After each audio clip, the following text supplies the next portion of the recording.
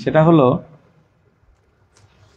কাতারের মধ্যে দাঁড়ানোর সময় পায়ের সঙ্গে পা, টাকনোর সাথে টাকনো এবং কাঁধের সাথে কাঁধ মিলিয়ে দাঁড়াবে, এটাই হলো সুন্নাহ। এটা কি সুন্নাহ এবং ফজিলতপূর্ণ। এই ইবাদতটা খুবই ফজিলতপূর্ণ। মাশাআল্লাহ, রাসূল সাল্লাল্লাহু আলাইহি ওয়াসাল্লাম বলছেন, মান সাদ্দা ফুরজাতান ফি সাফ, যে ব্যক্তি কাতারে দাঁড়ানোর সময় ফাঁক বন্ধ করে দাঁড়াবে। ফুরজাতান শব্দের অর্থ হলো এমন ফাঁক যে ওই যে পূর্ব দিকে সূর্য উঠলে বেড়ার মাছ থেকে বের হয় না, ফাঁক দিয়ে আলো বের হয় না, এইরকম ফাঁককে ফুরজা বলে। সালাতের মধ্যে দাঁড়ানোর সময় যদি কেউ এভাবে ফাঁক বন্ধ করে দাঁড়ায়, পায়ে পা কাঁধে কাঁধ মিলিয়ে দাঁড়ায়, রফা আল্লাহু লাহু দারাজা, আল্লাহ তার মর্যাদা বৃদ্ধি করে দিবেন।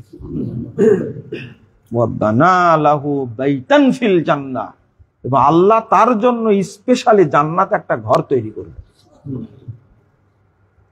এটা 5797 নম্বর হাদিস, তারপরে নাওসাতের মধ্যে এসেছে। এত সুন্দর হাদিস থাকতে তারপরে 661 নম্বর হাদিস আবু দাউদের মধ্যে এসেছে। রাসূল সাল্লাল্লাহু আলাইহি সাল্লাম বলছেন যে ব্যক্তি পায়ের সাথে পা মিলিয়ে দাঁড়ালো, ফাঁক বন্ধ করে দাঁড়ালো, ওই ব্যক্তি আল্লাহর নিকটবর্তী হয়ে গেল।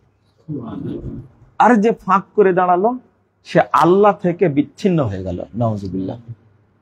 আর দুইজনের পায়ের মধ্যে কি থাকে? শয়তান থাকে।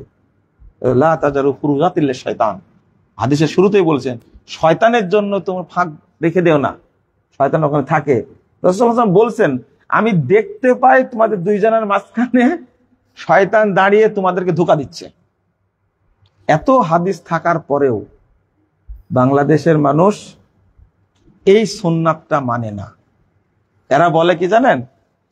যে মোবাইল বন্ধ করি, কাতার সোজা করি, দুইজনের মাঝে 4 আঙ্গুল ফাঁক রাখি।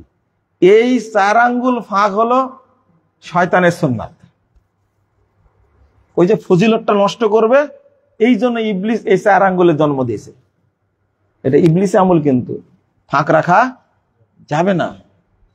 কথা বুঝেছেন মনে হয় নাকি? যখন কাতারে দাঁড়াবেন তখন পায়ের সাথে পা, কাঁধে কাঁধ মিলিয়ে দাঁড়াবেন, এটা গুরুত্বপূর্ণ সুন্নাত।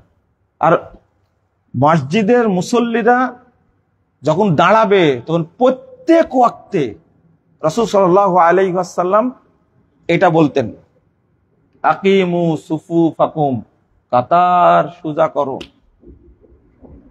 সফু সুফুফাকুম তারাসসু, তারাসসু মানে কি? একবারে একটা ইট আর একটা ইটের উপর রাখা করে প্রাচীর বলে তারাসসু। রাসূল শব্দের অর্থ হলো যে আগে কলম পাওয়া যেত, এখন আছে কিনা জানি না, শীষ কলম, ভিতরে শীষ থাকতো না? বলেন তো, যে শীষের মাঝে কালিতে ফাঁক ফাঁক আছে, ওই কালি লেখে? লেখে না। ঠিক ওইটাই বলছেন রাসূল সাল্লাল্লাহু আলাইহি ওয়াসাল্লাম, যে তারাসসু, একবারে পায়ের সাথে পা লাগিয়ে দাও। ফাঁক ফাঁক থাকলে কলমের শীষ, কলম লেখে না, ফাঁক ফাঁক থাকলে নেকি হবে না, হবে না। এটা এই জিনিসটাই মানুষ বুঝে না। তো আমরা চেষ্টা করব ইনশাআল্লাহ যে পায়ের সাথে পা মিলিয়ে দাঁড়াবো। এই ইমামকে বলতে হবে তারাসসু, একবারে কাঁধে কাঁধ, পায়ে পা মিলিয়ে দাঁড়ান, টাকনোর সাথে টাকনো মিলিয়ে দাঁড়ান। রাসূল সাল্লাল্লাহু আলাইহি ওয়াসাল্লাম হাত দিয়ে ইশারা করতেন, মানে স্পর্শ করবো, তাই চাপো পায়ের সাথে। উমর রাদিয়াল্লাহু আনহু বেত নিয়ে খাড়া হতেন। এটাই হলো সালাত সম্পূর্ণ হওয়ার শর্ত। কিন্তু বাংলাদেশে 4 আঙ্গুল না, তো কোথাও 1 হাত, আধা হাত দূরে দূরে দাঁড়ায়, যার যার ইচ্ছা সে দাঁড়ায়। আঙ্গুলের সাথে আঙ্গুল মেলানোর কোনো দলিল নাই।